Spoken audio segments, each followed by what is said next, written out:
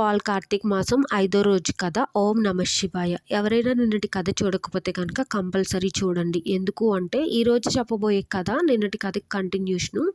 ఇక్కడైతే యమదూతలకి విష్ణుదూతలకి మధ్యలో సంభాషణ అయితే జరుగుతుంది అజామిలుడు గురించి.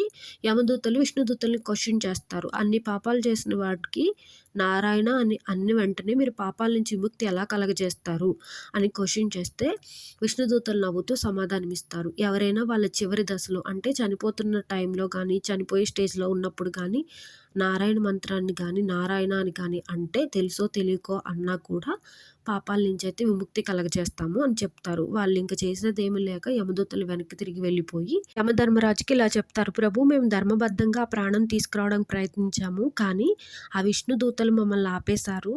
అసలు అధికారం ఎవరికి ఉంది అని అడుగుతారు. అప్పుడు యమధర్మరాజు అయితే చెప్తాడు, ఎవరైతే విష్ణుని పూజిస్తారో, జపం చేస్తారో, నామస్మరణ చేస్తారో, సేవ చేస్తారో వాళ్ళనైతే మనం తీసుకురాకూడదు యమలోకానికి, నాకు కూడా అధికారం లేదు అని సమాధానం ఇస్తాడు. ఇంకా కొంతమందిని కూడా తీసుకురాకూడదు. అవి ఎవరెవరు అంటే విష్ణు భక్తులు, నారాయణ నామాన్ని జపం చేసేవాళ్ళు, భగవంతుని శరణాగతులు, నిజాయితీ, సత్యం, కరుణ, దానం వంటి సద్గుణాలతో జీవించేవారు, విష్ణువుని మరణించే టైంలో తలుచుకునే వాళ్ళని కూడా యమలోకానికి తీసుకువెళ్ళకూడదని యముడు క్లియర్గా చెప్తాడు.